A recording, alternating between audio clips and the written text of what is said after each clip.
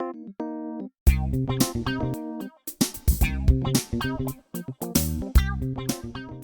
the next topic I'm going to be talking about are 3 minimum wage myths that are very pervasive in society. And I think it's really important for us to pressure test these and see the validity because they are very common in political discourse in the United States. So first of all, what is minimum wage? I'm sure everyone is aware of and has heard of minimum wage, but I think it's important to look at what established minimum wage and what the goals of it were initially in order to evaluate what the goals of it should be today.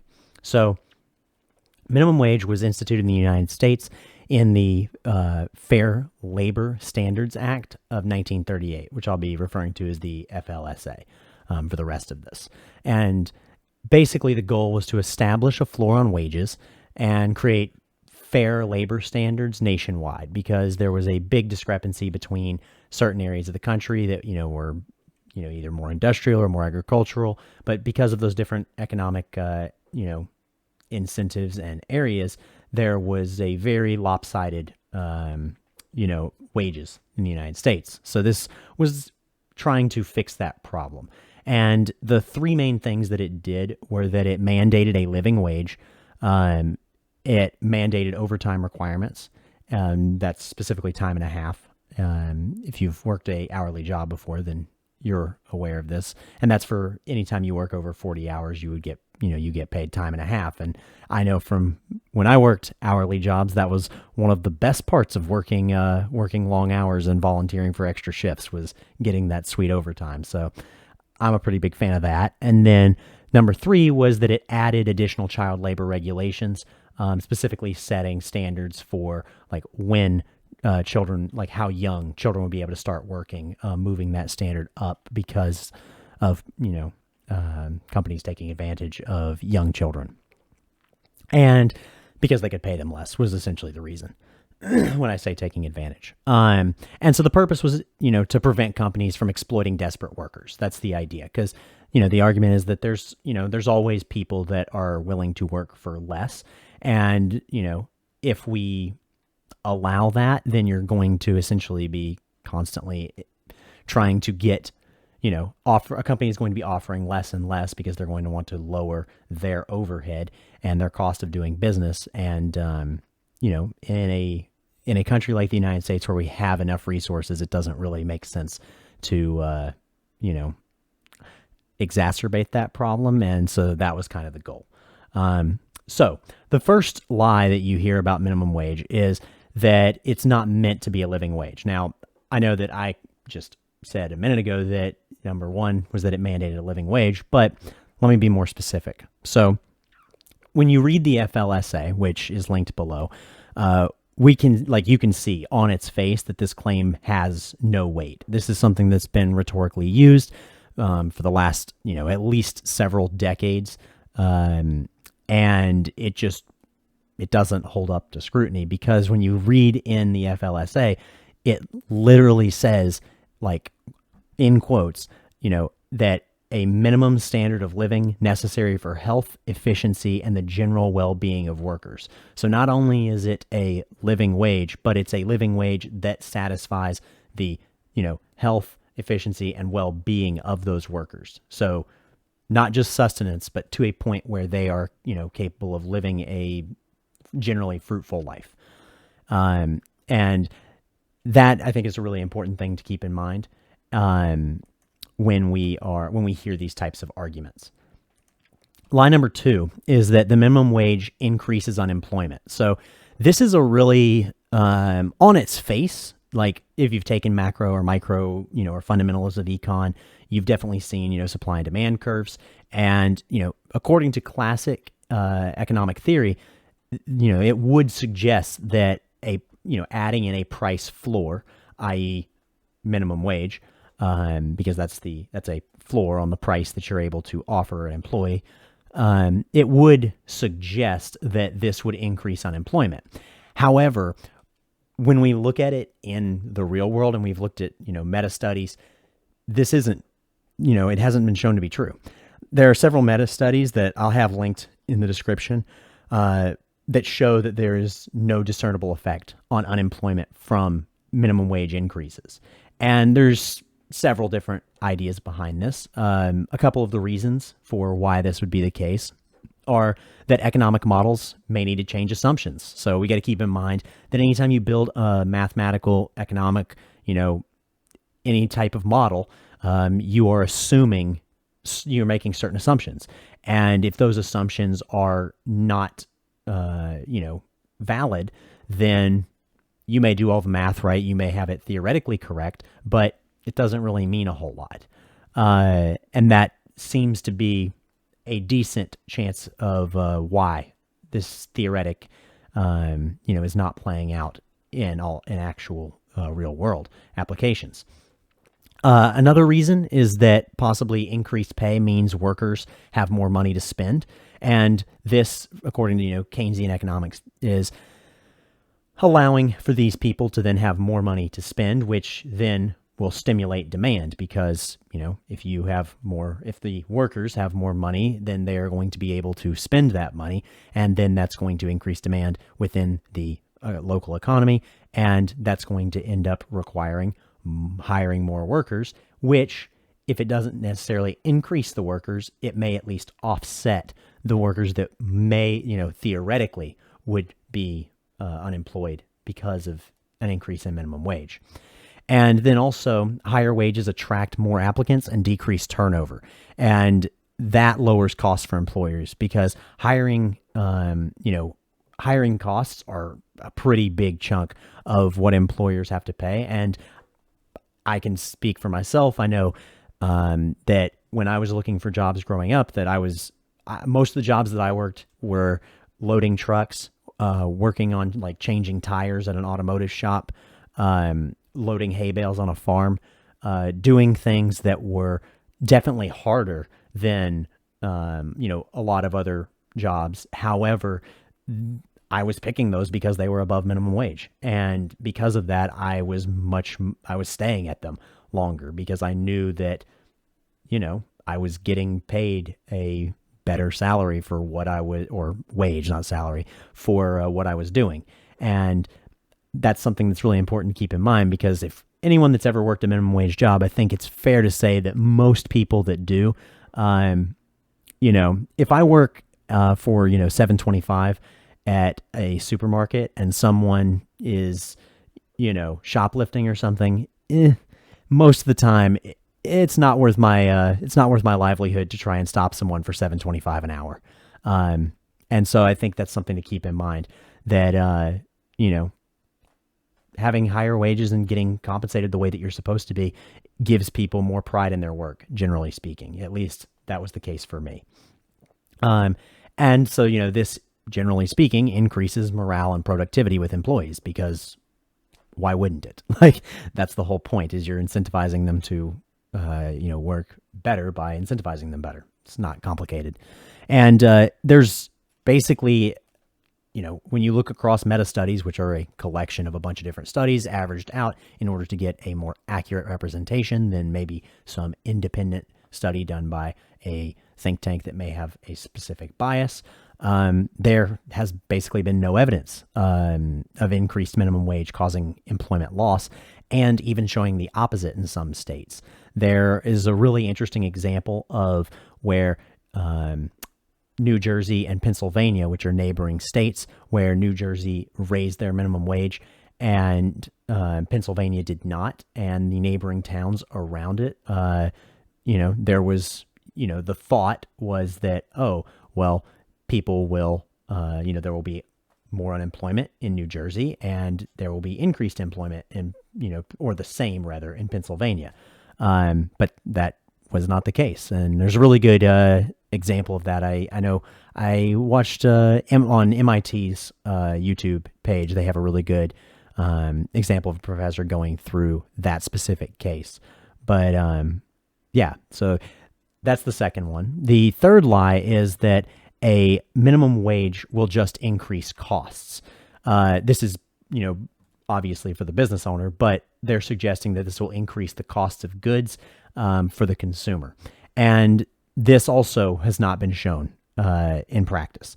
And there are a couple reasons why. Number one is that labor isn't the only factor of producing goods and services.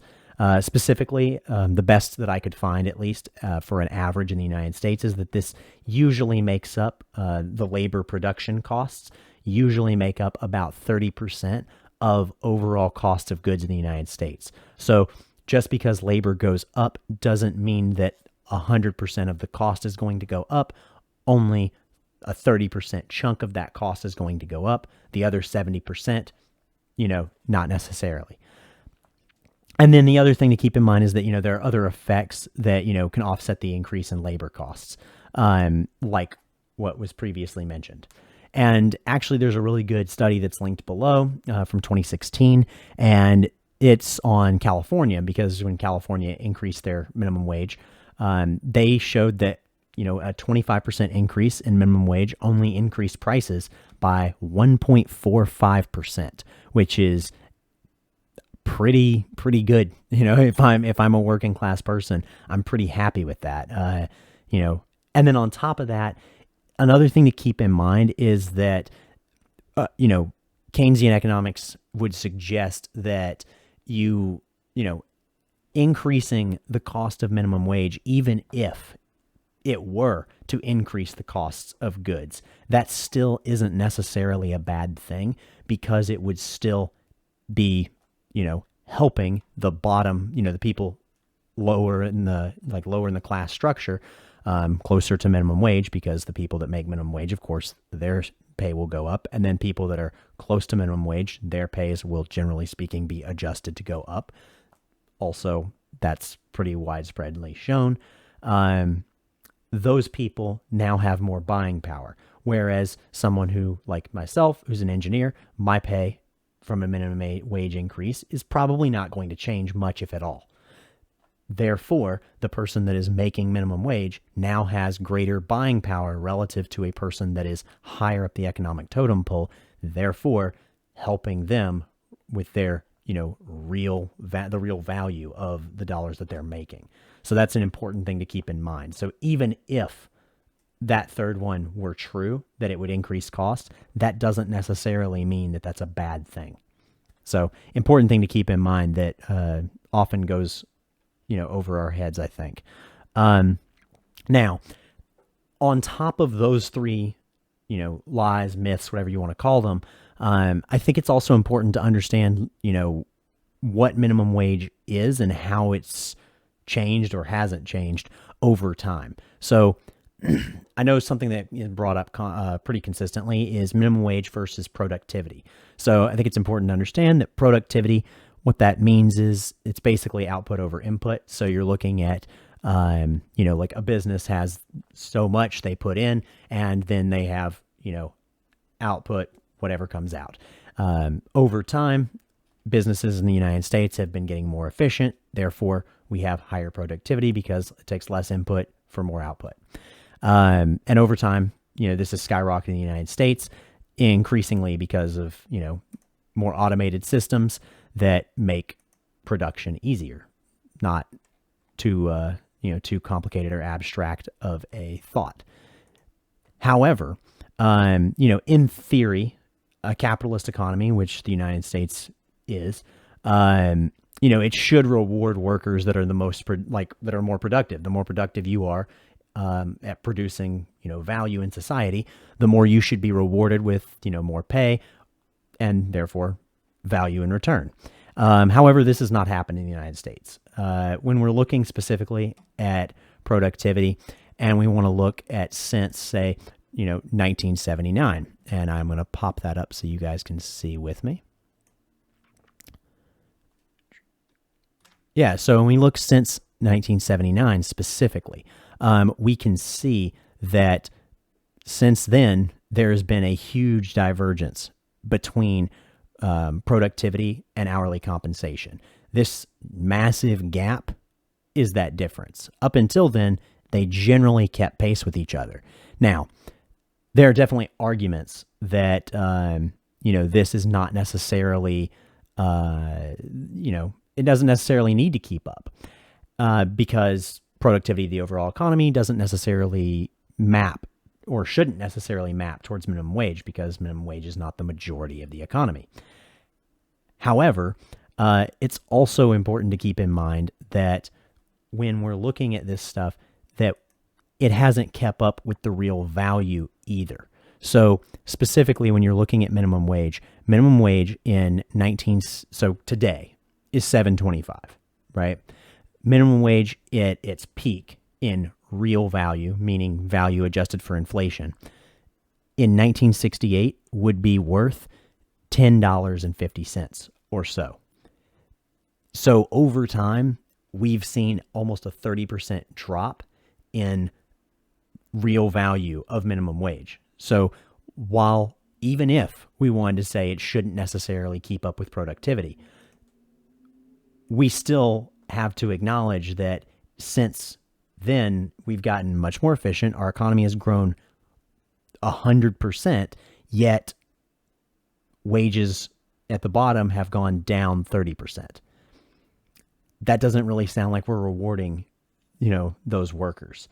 And then when you keep in mind that, the gains at the top of our economy, this essentially means that those are failing to trickle down and benefit the average worker, which has been a pretty big talking point since 1979, which 1980 was the beginning of the Reagan Revolution as a specific example, which was kind of the beginning of trickle-down economics, at least colloquially. And since then, specifically, we've seen it's not really happening for the average person at the bottom. Instead, what we're seeing is that we have, corporate taxes that are historically low, while profits, and CEO pay, like relative to employees, continues to grow astronomically. And this is why, in my opinion, it's really important that we have policies like minimum wage, because these companies, have and will continue to take advantage since they literally have every incentive to do so. It makes them more money. That's what their goal is in, a capitalist economy. That's why it's important to have regulations in order to protect workers, from companies that are just doing what they were designed to do. So based on that, when we're looking, that would mean historically, looking at 1968, the peak of real value, that just to keep pace, we would need to move the federal minimum wage up from $7.25 to at least $10 per hour. And, if we're comparing it to the average wage growth, not the productivity gap, then we would want to see it at about $11.50 an hour, right? So no matter what, it needs to move up some if our goal is to, reward those in society for working hard. So here's that chart that I am speaking to. So here we have the minimum wage. Here we have the average wages in the United States. And here we have the productivity. So as we can see, real wages dropped. Average wages have stayed about the same, right? Productivity continued to skyrocket. In my opinion, I think we need to have it at least minimum wage should be at that $11.35 mark, because that's kind of the point. Otherwise, if it's not rewarding those workers, then doesn't seem like the system's working too well, in my personal opinion. And then if it kept up with total economic growth, as you can see, it'd be all the way up here at almost $19 per hour. So even more than 15, which of course is the general, most thrown around term of fight for 15 that you see. So 15 is kind of conservative compared to productivity when, if we really want to be honest about it. And so the takeaway for me is that, minimum wage is not, first of all, a comprehensive solution to fight poverty. Not claiming that whatsoever. That's also a myth. But, the evidence shows that, it's good for workers and it helps the economy and it's meant to be a living wage. All three of those things are undoubtedly true. And it hasn't, like I said, it hasn't kept up with productivity, hasn't kept up with average wages. And essentially what this means is that workers are getting less for the same or more work, which in my opinion is a travesty when you compare, the United States today versus 1979 or the 1960s.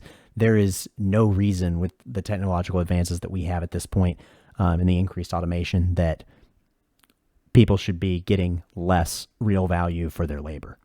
And that's That's my opinion on that. If you enjoyed this clip, be sure to leave a like, subscribe, and check out the full live version of the Wealth for 99 podcast, where we talk finance, economics, and public policy from a working class perspective. We'll see you there.